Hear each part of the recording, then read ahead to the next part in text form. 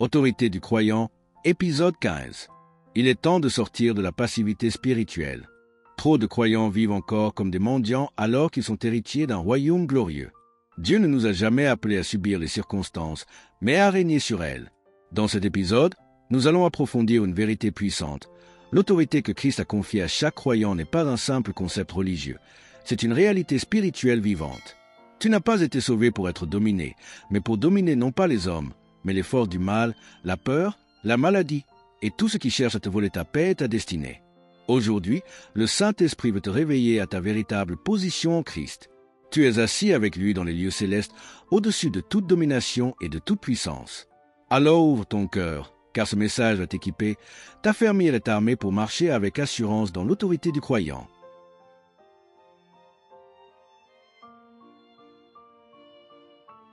1. Le combat spirituel et la puissance de la vérité.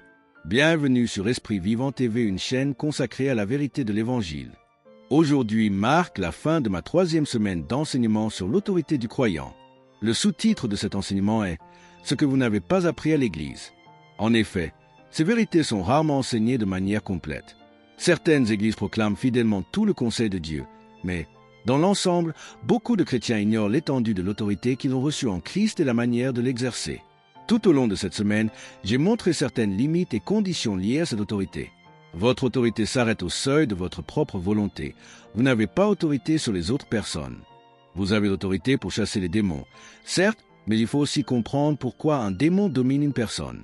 Si cette dernière consent, adhère ou s'accroche à ce qui permet à l'esprit mauvais d'agir, vous ne pouvez pas l'en délivrer contre sa volonté. Il faut donc s'adresser à la personne elle-même et l'accompagner dans la vérité. J'ai cité plusieurs exemples cette semaine, notamment celui de Jésus dans sa propre ville. Il ne put faire là beaucoup de miracles à cause de leur incrédulité. Marc 6, verset 5. La Bible ne dit pas qu'il ne voulut pas, mais qu'il ne le put, parce qu'il respectait la liberté des hommes. Leur refus a limité son action. Hier, j'ai rappelé Éphésiens 6, versets 11 à 12. Revêtez-vous de toutes les armes de Dieu, afin de pouvoir tenir ferme contre les ruses du diable. Car nous n'avons pas à lutter contre la chair et le sang, mais contre les principautés, contre les puissances, contre les dominateurs de ce monde de ténèbres, contre les esprits méchants dans les lieux célestes. Je crois fermement que beaucoup de réalités auxquelles nous faisons face sont d'origine démoniaque. En vérité, tout mal qui sévit dans ce monde trouve son origine dans le péché et l'influence de Satan.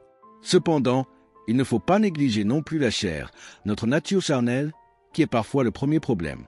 Certains comportements humains sont tellement destructeurs qu'ils étonneraient même le diable. Mais l'Écriture dit clairement que nous devons tenir ferme contre les ruses du diable. Il s'agit de ses tromperies, de ses mensonges et de ses illusions. Cela rejoint 2 Corinthiens 10, versets 4 à 5. Car les armes avec lesquelles nous combattons ne sont pas charnelles, mais elles sont puissantes, par la vertu de Dieu, pour renverser des forteresses. Nous renversons les raisonnements et toute hauteur qui s'élève contre la connaissance de Dieu, et nous amenons toute pensée captive à l'obéissance de Christ. Ainsi, le véritable combat spirituel se situe au niveau des pensées, des raisonnements et des imaginations qui s'opposent à la vérité. Satan ne peut agir qu'en obtenant notre consentement par la séduction et le mensonge. Mais lorsque nous connaissons la vérité, car la parole de Dieu est vérité, cette vérité nous rend libres et détruit l'emprise de l'ennemi.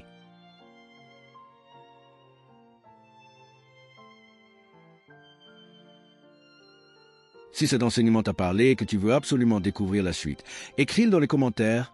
Je veux la suite. Cela me montrera que tu fais partie de ceux qui ont soif de marcher dans l'autorité en Christ, et je prendrai plaisir à partager avec toi le prochain épisode. 2. Pourquoi la prière sans les œuvres est vaine? Il est essentiel de transmettre la vérité aux hommes. À la fin de l'émission d'hier, j'ai fait une déclaration que je souhaite aujourd'hui approfondir et défendre. De même que la foi sans les œuvres est morte, la prière sans les œuvres est elle aussi morte.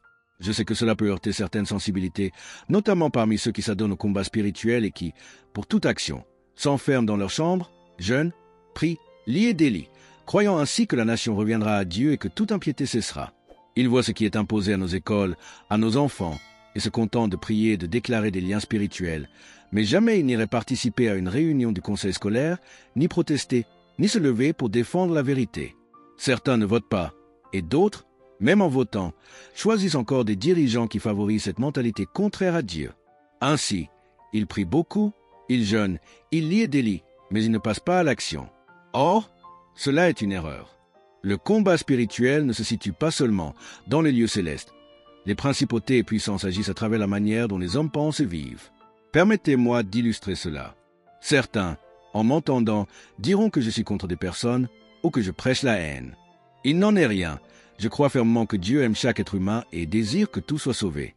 Mais je crois aussi qu'il existe des pratiques et des comportements dont l'origine est directement démoniaque. Toute la perversion sexuelle qui se répand aujourd'hui, toutes ces formes d'immoralité qui sont normalisées, ne viennent pas de Dieu. J'ai connu des chrétiens convaincus que certaines régions ou certaines villes étaient sous l'emprise particulière d'esprits mauvais qui influencent les habitants. Et je crois qu'ils n'ont pas entièrement tort. L'Écriture Daniel 10 montre qu'il existe bel et bien des dominations territoriales. Mais la véritable racine du problème n'est pas simplement dans les airs. Ce sont les choix des hommes qui donnent à ces puissances une légitimité pour agir. Prenons l'exemple de San Francisco. Bien que l'homosexualité existe partout, cette ville est devenue célèbre pour en être un centre reconnu. Pourquoi? Parce qu'à partir des années 60 et 70, ses habitants ont commencé à élire des responsables qui ont légiféré en faveur des unions homosexuelles, accordant des privilèges et un statut spécial. Cette politique a attiré une communauté entière et avec elle les influences spirituelles qui l'accompagnaient. Ainsi, oui, je crois qu'il y a des puissances démoniaques qui opèrent dans ce lieu. Mais le problème ne se règle pas en liant des esprits dans les cieux. La clé, c'est de proclamer la vérité aux personnes elles-mêmes, car ce sont elles qui, consciemment ou non, donnent du pouvoir à ces influences. Il faut dire aux hommes et aux femmes que Dieu les aime, qu'il leur a destiné une vie meilleure et que leur identité véritable se trouve en lui. Jésus a dit, « Au commencement, Dieu créa l'homme et la femme, non pas une autre combinaison. » Il ne s'agit pas de condamner ni de rejeter, mais d'annoncer avec amour que la vérité libère. Car le véritable combat spirituel se joue dans les pensées. C'est une lutte contre le faux raisonnement qui amène les gens à croire que Dieu les a créés dans une déviation qui n'est pas la sienne. Et lorsque l'esprit de l'homme est renouvelé par la parole de Dieu, les puissances démoniaques perdent leur emprise. Et que l'on ne croit pas que je stigmatise seulement l'homosexualité, le même raisonnement vaut pour d'autres lieux. Comme Las Vegas, connu pour le jeu, la prostitution et bien d'autres excès. Dans chaque cas, la solution demeure la même, apporter la vérité qui libère. Dieu a créé chaque être humain avec une nature et un dessein précis. Mais lorsque l'homme s'éloigne de la vérité, son esprit se déforme et ouvre la porte à l'influence spirituelle du mal. C'est pourquoi, si une personne renouvelle son intelligence et accepte la vérité de Dieu, les puissances démoniaques qui dominent cette zone de sa vie perdent leur emprise. Et qu'on ne s'y trompe pas, il ne s'agit pas ici de pointer un groupe particulier du doigt. Ce principe s'applique à toutes les sphères de corruption et d'esclavage spirituel. Prenons un autre exemple, la ville de Las Vegas. Lorsque les autorités ont légalisé le jeu sans aucune limite et ont bâti des casinos à perte de vue, cela a ouvert la porte à une multitude d'esprits destructeurs. La mafia, la prostitution, la toxicomanie, l'alcoolisme et bien d'autres dérives. Ces influences spirituelles ont nourri un climat de pédophilie, de trafic humain et de convoitise, alimenté par l'amour de l'argent, que la Bible désigne comme la racine de tous les maux. Mais comment s'y opposer? Ce n'est pas en se retirant simplement dans une chambre pour lier les démons. Oui, il est juste de résister au diable par la prière, mais il faut ensuite agir avec foi. Proclamer la vérité, confronter le mensonge, éclairer les consciences. Lorsque les croyants se lèvent pour dénoncer la corruption, rejeter la convoitise, parler avec courage et témoigner de la vérité, alors les pensées changent. Et quand les pensées changent, les ténèbres perdent leur pouvoir. Il y a quelques années, un groupe de croyants qui entreprit d'aller prier dans la région qu'on appelle la fenêtre octobre 1940, une bande géographique située entre le 10e et le 40e parallèle, traversant le Moyen-Orient et d'autres nations peu atteintes par l'Évangile. Ces personnes se sont rendues à Éphèse, dans l'actuelle Turquie, persuadées que la puissance démoniaque appelée Diane des Éphésiens, mentionnée dans le ministère de Paul, était la source de la violence et du terrorisme dans ces régions. Elles ont alors organisé des marches de prière en demandant à leurs membres de ne pas témoigner, de ne pas prêcher, mais simplement de lier cette puissance spirituelle. Elles ont même tenu un grand rassemblement dans l'ancien amphithéâtre d'Éphèse, où des milliers de personnes ont prié et proclamé des paroles de guerre spirituelle, mais sans jamais annoncer l'Évangile. Or, cette méthode ne trouve aucun fondement dans la parole de Dieu. L'apôtre Paul, lui-même présent à Éphèse, n'a jamais conduit les croyants à une telle approche. Il ne s'est pas contenté de prier contre les esprits, il a prêché la vérité. Il a ouvertement déclaré que ces idoles n'étaient pas des dieux, et il a renversé leur forteresse en changeant la manière dont les gens pensaient. Sa prédication fut si puissante que ceux qui vivaient du commerce des idoles, comme Démétrius, l'orfèvre, se sont révoltés, car leurs affaires périclitaient. Leur propre témoignage prouvait que la parole avait renversé l'influence démoniaque sur la ville. Ainsi, Paul n'a pas brisé la puissance de Diane par une guerre spirituelle dans les airs, mais par une guerre spirituelle dans les pensées en enseignant la vérité, et la vérité a libéré le peuple. Aujourd'hui encore, certains pensent qu'il peut transformer une nation ou une culture uniquement en liant des esprits, sans s'occuper du renouvellement des pensées. Mais sans la connaissance de la vérité, il n'y a pas de liberté durable.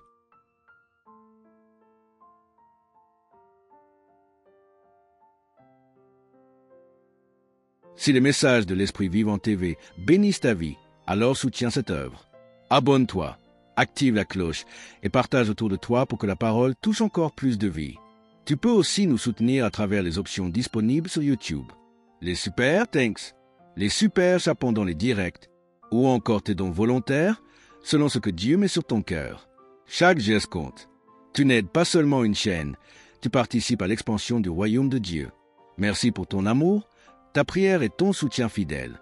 L'Esprit Vivant TV ensemble, faisons briller la lumière du royaume. 3. Notre société s'est détournée de la parole de Dieu. Autrefois, la Bible était honorée. Elle servait de fondement moral aux nations. Les premiers bâtisseurs de l'Amérique, par exemple, ont établi leur démocratie sur des principes bibliques. John Adams, le premier vice-président et deuxième président des États-Unis, affirmait « La démocratie ne peut convenir qu'à un peuple moral et religieux. Sans moralité chrétienne, aucune loi ne peut contenir le mal qui en résultera. » Et c'est exactement ce que nous voyons aujourd'hui. Les valeurs se sont inversées, la moralité s'est effacée. La confusion identitaire, la perversion et l'endoctrinement des enfants dans des voies étrangères à la vérité divine ne sont que les symptômes d'un éloignement spirituel profond. Des enfants, dès leur plus jeune âge, sont exposés à des idéologies qui les détournent de leur identité véritable. Et si ces générations grandissent sans jamais entendre la vérité, le chaos intérieur deviendra leur normalité. Mais la solution n'est pas de s'enfermer pour lier des démons. La véritable victoire vient de l'enseignement de la vérité. Car Jésus l'a dit, « Vous connaîtrez la vérité, et la vérité vous rendra libre. » Jean 8, verset 32. «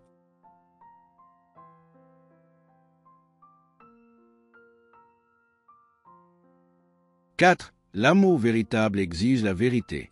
Savez-vous que ce que je m'apprête à dire ici risque d'offenser certains, y compris parmi les chrétiens?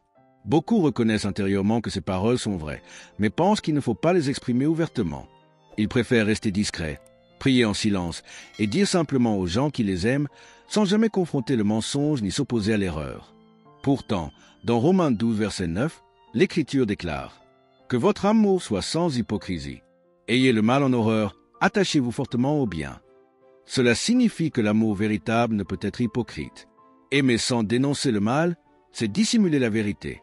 Si tu dis aimer quelqu'un mais que tu refuses de lui dire la vérité lorsqu'il se détruit, ce n'est pas lui que tu aimes, mais toi-même. Tu veux simplement éviter les critiques, les moqueries, le rejet ou les accusations d'intolérance. Je comprends cela, car j'en ai fait l'expérience. Beaucoup m'ont critiqué et continueront de le faire. Certains iront jusqu'à qualifier ces paroles de « discours de haine ». Mais ce n'est pas de la haine, c'est l'amour qui parle avec courage. Je ne m'oppose pas aux personnes, je m'oppose au diable, à ses mensonges et à la destruction qu'il provoque dans les vies. J'aime assez pour dire la vérité. Dieu ne nous a pas créés pour vivre dans la confusion ou l'esclavage moral. Il ne nous a pas façonnés pour pervertir son dessein, mais pour refléter sa gloire. Et si nous recevons cette vérité, elle a le pouvoir de nous libérer de la dépression, du découragement et de tout lien intérieur. Les statistiques montrent que ceux qui vivent dans le rejet de la vérité divine subissent souvent des conséquences douloureuses, des souffrances mentales, émotionnelles, parfois physiques. Car le péché blesse toujours. Jésus a dit, « Le voleur ne vient que pour dérober, égorger et détruire. » Jean 10, verset 10. Satan cherche à briser, à voler et à tuer tout ce qui porte l'image de Dieu. Et la racine du problème, c'est que beaucoup embrassent aujourd'hui des valeurs totalement contraires à la parole de Dieu. Mais le changement ne viendra pas seulement par la prière dans nos chambres. Oui, il faut prier, résister au diable, mais aussi se lever et proclamer la vérité. Car la vérité reçue libère.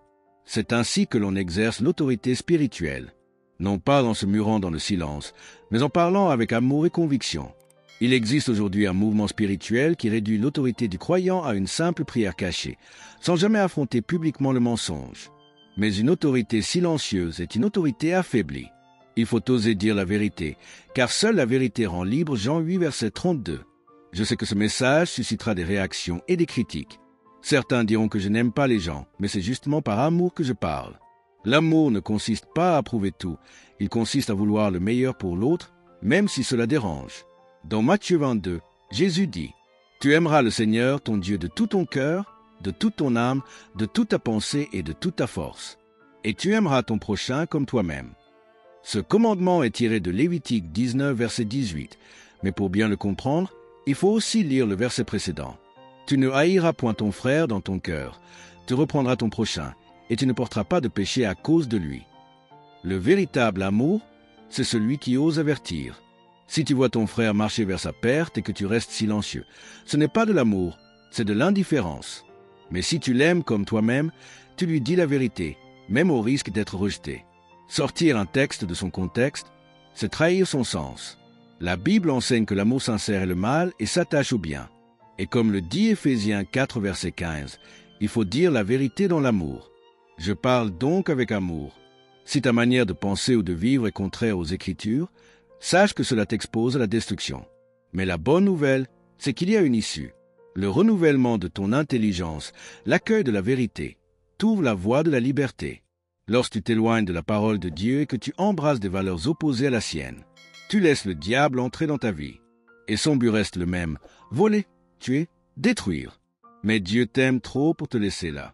Il t'appelle à revenir à lui. Il y a un pardon abondant, une grâce infinie, pour celui qui se repent, qui s'humilie et qui se soumet à la vérité. Dieu t'aime et son désir le plus profond est de te délivrer et te restaurer.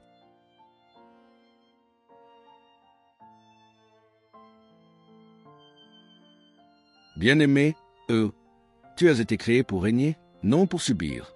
En Christ, tu n'es pas une victime des circonstances. Tu es un ambassadeur du royaume de Dieu, revêtu d'une autorité spirituelle que rien ne peut ébranler. L'autorité du croyant n'est pas une simple idée religieuse, c'est une réalité puissante qui change la manière dont tu pries, dont tu parles et dont tu affrontes les défis de la vie. Souviens-toi, tant que tu ignores ton autorité, l'ennemi la dominera à ta place. Mais dès l'instant où tu la connais et que tu l'exerces, tout l'enfer tremble, car tu deviens conscient de ta position en Christ.